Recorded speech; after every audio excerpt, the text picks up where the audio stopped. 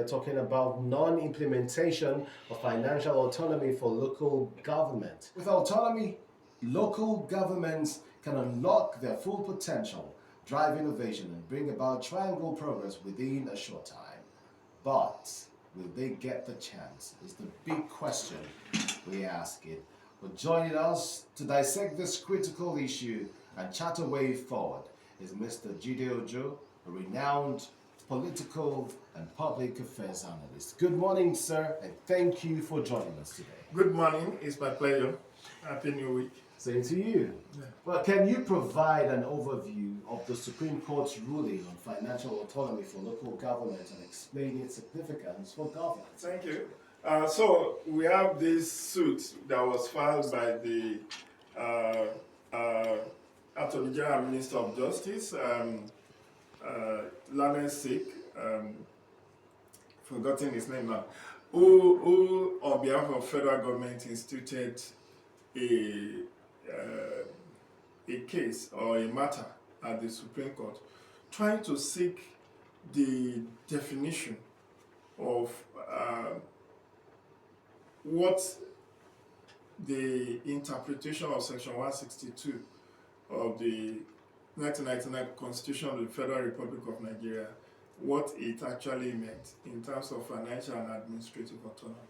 So the landmark judgment eventually came on July 11, 2024, where the Supreme Court ruled that yet there is provision in Section 162, I think sub 3, that's talked about joint state local government account, which we call JAC, but that this JAC is not cast in stone.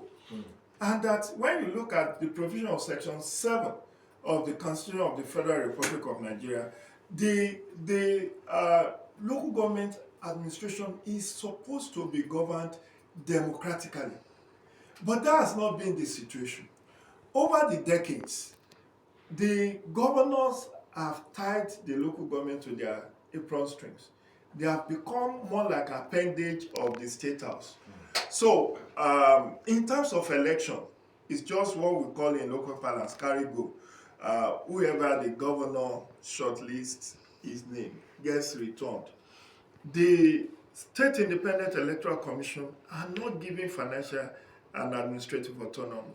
So, if at all they have elections, the election is usually a sham because it lacks credibility. Let me give you very graphical illustration of how shambolic some local government election has been.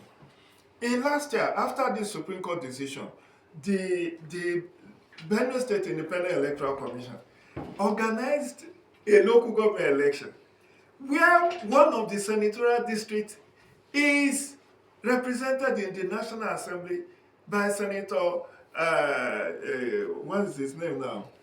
This comrade, Abamoro. Abamoro is representing a whole senatorial district. But could you believe that when BSEC, Bendodo Independent Electoral Commission, organized local government election, PDP did not win a councillorship, let alone local government. Out of 23, APC won everything.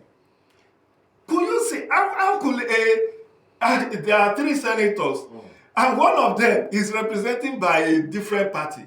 And now you had an election that is the grassroots, and that party could not produce one councillorship. That's to tell you the nature and character. But taking it from the question you asked about the Supreme Court decision, Supreme Court now said, if you do not conduct democratic elections, your funding will be seized. That means you will not get your funding, because what many governors have been doing is to stop. They refuse to conduct local government election.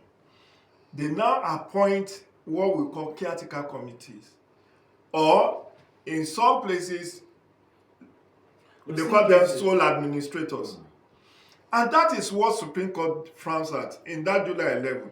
Aside from saying that the funding meant for local government should now go to them directly, irrespective of Section 162 sub 3 or sub 6 of the Constitution that funding meant for local government should go to them directly. Now, that is where we now have issues. Because this is novel. It's not been done for a very long time. Before we go into the funding matter, looking at the judgment of the Supreme Court, we've seen cases where people are elected or local government chairman are elected. Let's take Edo for instance. And then the governor just came in and removed all of them. Why does he have such powers to do that despite the ruling of the Supreme Court? No, let me put the issue in context. The governor did not remove local government in Edo. It didn't happen that way. What happened, and I follow, that's why people like us will be very dispassionate. What happened is more political than the reality. In Edo, what happened was that before Governor Monday Okpebholo assumed duty, for 8 years, not 8 years actually, 4 years, the second term of Obaseki, the PDP, was in control of the state. And they organized a local government election, which also was shambolic. PDP won all the positions. Of course, APC was not happy, but despite that, they allowed it to fly. So what now happened was that when Okpebholo came, I think he received information that the PDP under Obaseki was using local government to siphon state resources. He now asked them for audited reports of their expenditure maybe in the last 1 year. They refused to submit. Are you with me? That's why he took that decision. Now, he didn't take that decision. When the local government, after he wrote to submit their audited report, when they ignored him, he now wrote to the state assembly that this, he had it on good authority, so I think billions or maybe about 800 million or about a billion plus could not be accounted for. And don't forget, the money that was coming to Edo local government is still under JAG, Joint State Local Government. So you will see as a governor, you will see how money is being moved. I don't know if you are getting me. So he now said, let me have audited report of how you spend this money that came in from this period to this period. They ignored it. Okpebholo now wrote to the state assembly. State assembly now gave ultimatum that if they fail to submit, because technically speaking, the local government is under the purview of the state. And the state assembly. Some of them saying I was elected like you do not have the powers to remove me. That's why I said technically. That's why I said technically. In summary, do they have the powers to remove them? No, they don't. The state assembly does not have the power. It's just the same way National Assembly cannot remove a state governor or, as it is. Because we have 3 tiers of government. Now, the state assembly can provide regulatory policies and laws, but their powers does not include suspending, removing, or sacking. Now, this is what happened.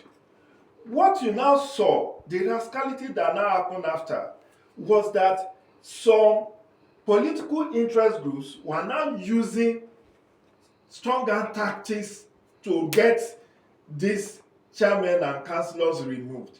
That's when you now see talks invading some local government. It's not all the local government. And some of them now jumping ship from PDP to APC. We'll have another day to talk about this politics. Let's go back to financial autonomy. What are the primary obstacles preventing the actualization of financial autonomy of the local government despite the Supreme Court's ruling? Now, this is what happened. 2 things, as I explained earlier. Supreme Court said money meant for local government should go directly to them. But there is a status quo preceding that, which is joint state local government account. Now, How The long second, does it take to open an account? no, wait. That's number one. Number two is that this money should not be given to any local government that does not have democratically elected government in place. So two in one. So one, get your money directly, but you will not get this money if you are not democratically elected.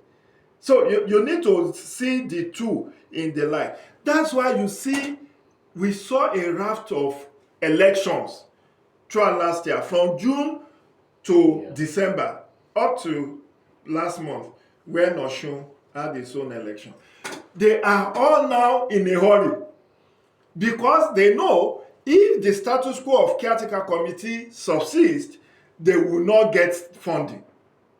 But the bigger technical issue is that the Central Bank of Nigeria, after every FAC, Federal Allocation Accounts Committee, when they meet every month, the money meant for the 768 local government and 6 area councils go directly to JAC, that is Joint State Local Government Account.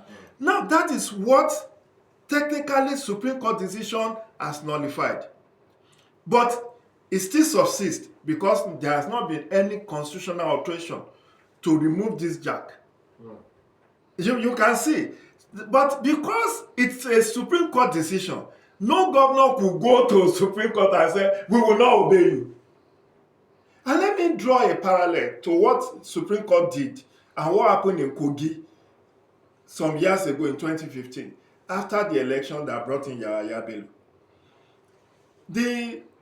As at that time, there was no constitutional provision to deal with, or electoral provision to deal with, if a candidate dies midway into election, as was the case with Prince Abubakar Audu. INEC had to use its own discretion to ask political parties to submit fresh nomination. That's APC, which now submitted in the name of Yahaya Bello. Now, subsisting from that, there was need for constitutional alteration to deal with that issue. That constitutional alteration came much later, in 2018, when there was constitutional amendment that now puts to rest what happens in the event of candidate dying in between. Now, that's number one. Number two was that sometimes Supreme Court makes pronouncement that has to now be made to be in sync with constitutional provision. As I told you, Section 162, I think sub 3 or sub 6, already created joint state local government account.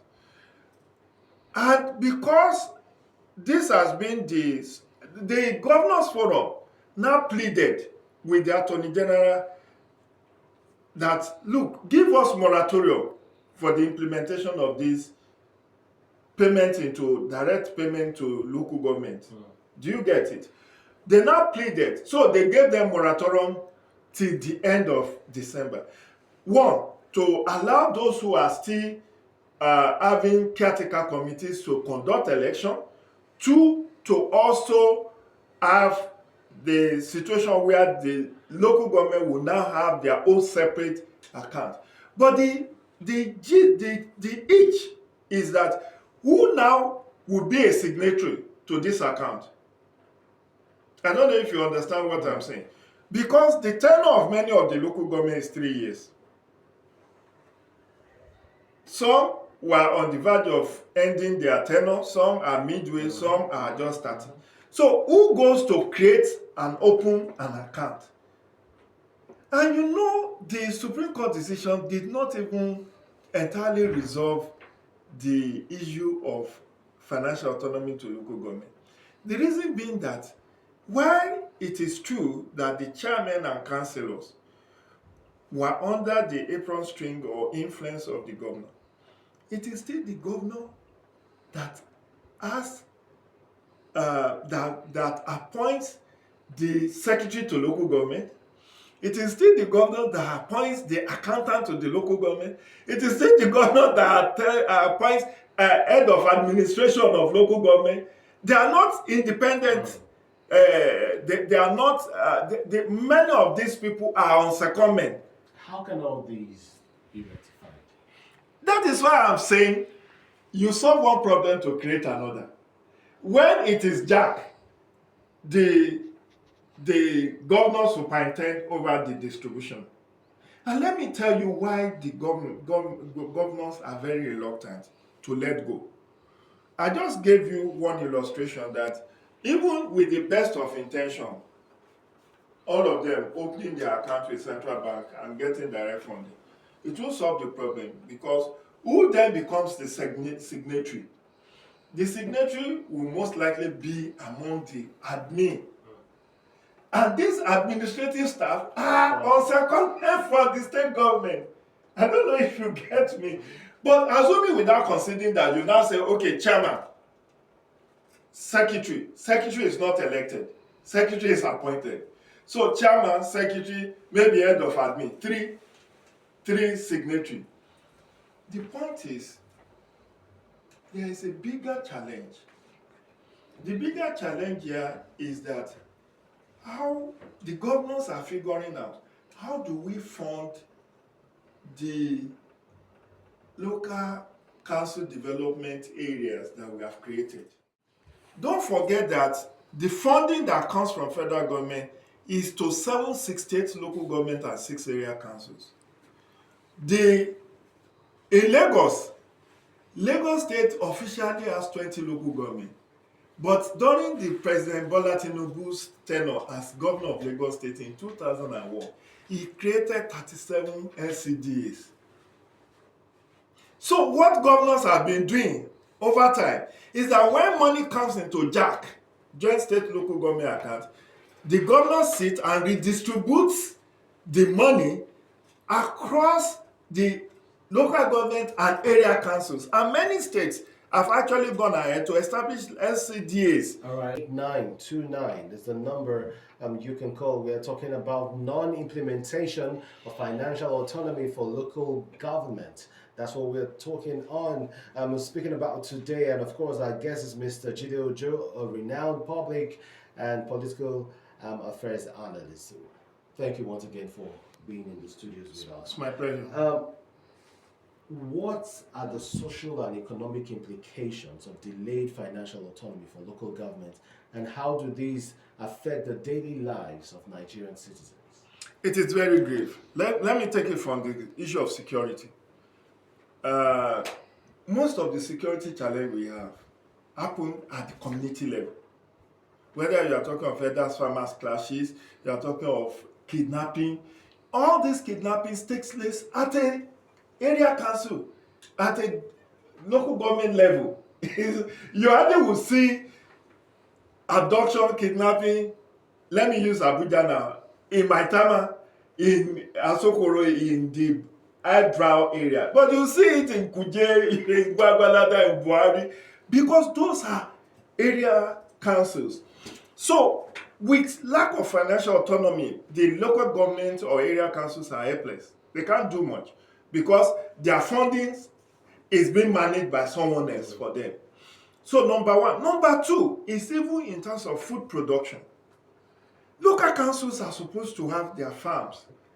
In fact, the constitution already have in fourth schedule of the constitution the areas of control by local government. All these beer parlor licensing, bicycle licensing, radio licensing was supposed to be done by local government. But you find out that states are the one collecting most of these fees and what's it called? License fees and all of that. Then tax. They are not. Motor park control is under local government. The control of all this Abuja park and all of that is supposed to be under area councils. In Abuja, we call them area councils. They are not the same thing. So people who are listening to me, we don't have 774 local governments. According to the constitution, we have 768 local governments and 6 area councils. Section 6 of the constitution says so, not Jije Oche. But many of us don't know. So if you are doing JAMB and you saw number of local government in Nigeria, 774, 768, if you choose 774, you've got it wrong. Well, officially, you always No, say there is nothing official. There is nothing official. The Constitution is very explicit. It says there shall be 768 local governments and 6 area councils. And it goes ahead to even list the names of all these local governments and area councils. The names are listed in the Constitution. It's unlike any other. The names of every state is listed. The names of all local government and area councils are listed in the Constitution. So what I'm saying, and we should not lose sight of this, the challenge basically is that how does governors deal with LCDs that they have created?